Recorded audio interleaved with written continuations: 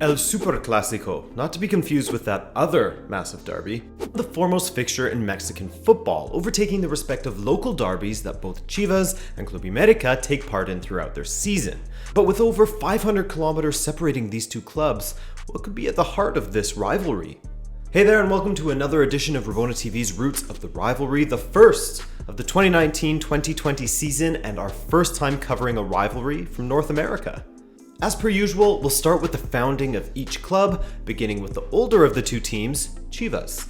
Edgar Everett, a Belgian, arrived in Mexico in 1904. 2 years later, in Guadalajara, on May 8, 1906, he helped found Union Football Club alongside Rafael and Gregorio Orozco, two Mexican brothers with some French ancestry.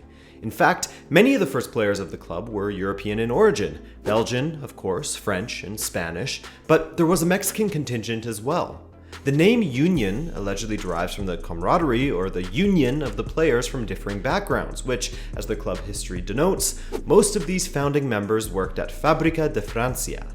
In Union's first match against GIMNASIO ATLETICO OCCIDENTAL, Union wore white kits and were coached by Rafael Orozco. Rafael also became Union Football Club's first president. It was in 1908 that Chivas adopted their iconic look, the vertical red and white stripes with a blue accent. According to Chivas' official history, they say that the look was changed at Everett's recommendation, and the red and white stripes were inspired by those of Club Brugge back in Everett's native Belgium. I know, Club Brugge now wears navy and black stripes, but they also wore red and white, and some of their modern away or third kits harken back to those kits. But it's also noted that the colors and style for the crest and kits could have come from the flag of Brugge itself, which, as you can see here, has the white, red, and blue, now associated with Chivas. Of course, some others mused that they got it from the French tricolor, as some of the founding members had French blood, but the Brugge association is the most commonly accepted now. And finally, it was also in 1908 when Chivas de Guadalajara was truly born. With the Mexican Revolution ongoing, Mexican members of the Union Football Club broke off to create Club Deportivo de Guadalajara. As the legend goes, Everett apparently noticed that among European clubs, the most popular ones bore the name of the city or area they come from. Everett thought this could help boost Chivas' popularity in their home area by instilling a sense of pride in their city and culture, something for the people to identify with. As part of this, it was also decided that Guadalajara would only field Mexican-born players, a policy which they continue to enforce to this day.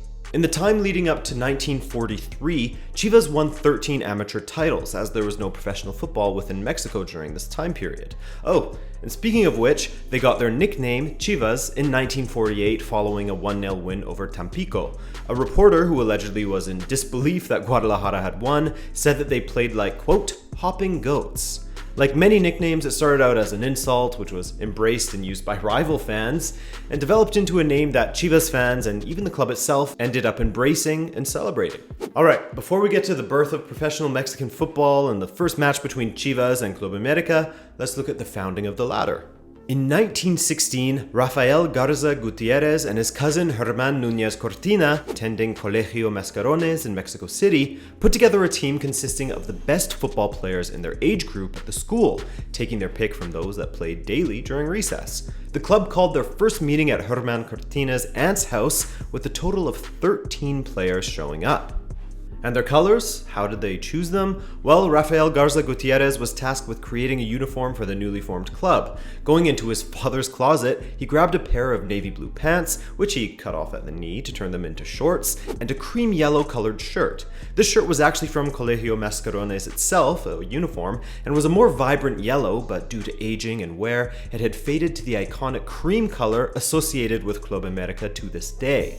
The players on the team, however, didn't have the money for the uniforms. At another school in Mexico City, La Perpetua, another team existed called Colón. Some of their top players, Ignacio de la Garza, Luis Fabre, and Alonso Sordo Noriega, craved regular football, but they were often unable to get enough players to field a team. What they did have was the means to produce football jerseys. So they met with the players from the record team, aka the team from Colegio Mascarones, and they combined.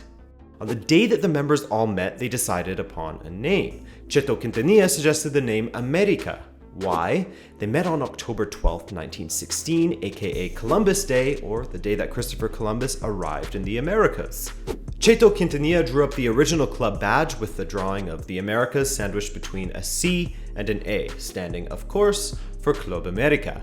Now, they did change their name to Union in 1919, which is funny because both these rivals had that name at one point, after Club América merged with other schools in the area. But in 1920, just a year later, they changed back to Club América. Now, let's get to the first meeting of these two clubs. During the 1942-43 season, a National Cup tournament was introduced, whereby teams from the different regional leagues would compete. This is where Chivas and America first met, on August 1st, 1943 in Parque Oblatos in Guadalajara. The home team won on this occasion. So, in the first match between these two, Chivas won. But following the 1943-44 season, the run-ins would come far more frequently with the creation of a professional, nationwide Mexican football league, which started on October 17, 1943. In total, there were 10 founding teams from 3 regional leagues: Primera Fuerza, where America played, Liga Occidental, the league Chivas competed in, and Liga Amateur de Veracruz. Chivas and America didn't meet again until later in the season. Playing in Guadalajara on January 16, 1944, Chivas won 3-1. But in what perhaps was a precursor to what the Súper Clásico would become in the future, the meeting in Parque Asturias on February 20th, 1944 was a scene to behold. In the 30th minute, America player Roberto Scarone had a run-in with Guadalajara's Terile, sparking a massive brawl on the pitch between the two squads. Everyone got involved, and at the end of it, 4 players were sent off, 2 from each team. Adding to the hostile atmosphere, America were the big winners on the day, stomping Guadalajara 7-2. Not bad for their first victory over their future rivals. The following morning, the headlines read, America beat Guadalajara 7-2 in a game of football and boxing.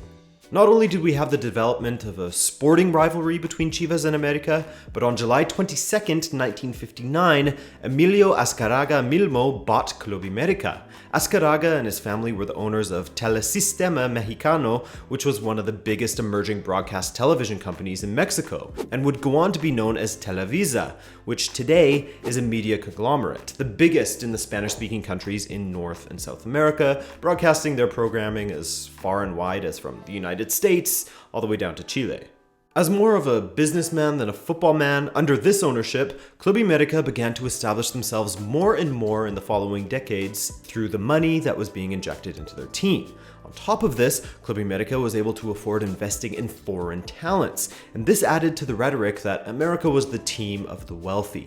They came from the cosmopolitan capital of the country, they were owned by one of the country's biggest economic empires, and they weren't afraid of spending money to bring foreign talents to their club. This flew in the face of everything that Chivas stood for. Chivas are from Guadalajara and see themselves as a team that takes pride in their Mexican roots, going to the point of having their entire squad made up entirely of Mexican players. But we'll speak more about this later. There's a few more things to get to before then. The rivalry didn't start to truly become what it is today until 1959. America, under their famous coach Fernando Marcos and their new ownership, went to Guadalajara to play 3 consecutive matches in November of 1959. The first, against Oro, they won 2-0. The second match was against Atlas, which they also won 2-0. And finally, they had to face Chivas. Once again, the Aguilas, another of America's nicknames, didn't fail, and once again, they defeated yet another team from Guadalajara 2-0.